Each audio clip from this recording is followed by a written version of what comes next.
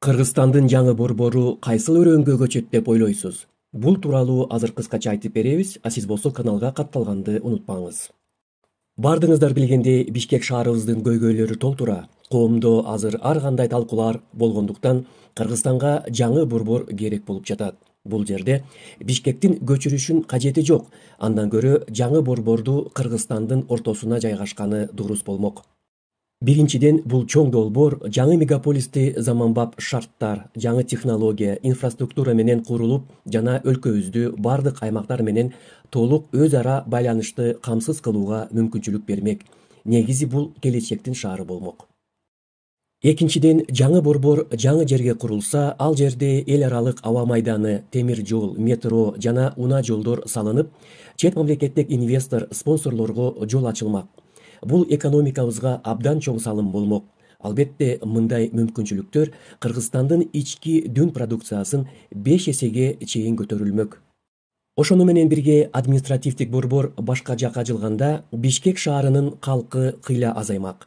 Серепчилердин айтканына караганда, Кыргызстандын жаңы борбор географиялык жактан өлкөнүн так ортосунда болсо, бардык аймактардан барып келгенге ыңгайлуу болмок. Кана эмесе, Кыргызстандын жаңы борбору Чаек тарапта жайгашкан болсо, кандай болор эле?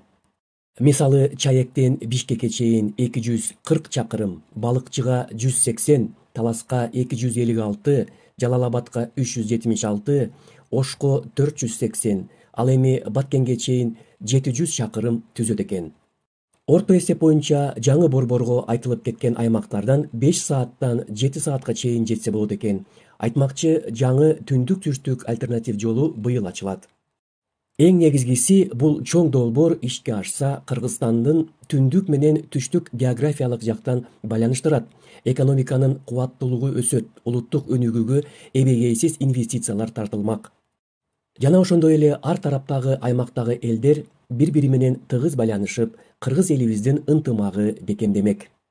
Ой пикирлериңиз болсо жазыңыздар, сунуштарыңыздарды комментарий аркылуу калтырыңыздар. Кыргызстандын келечеги биздин колубузда.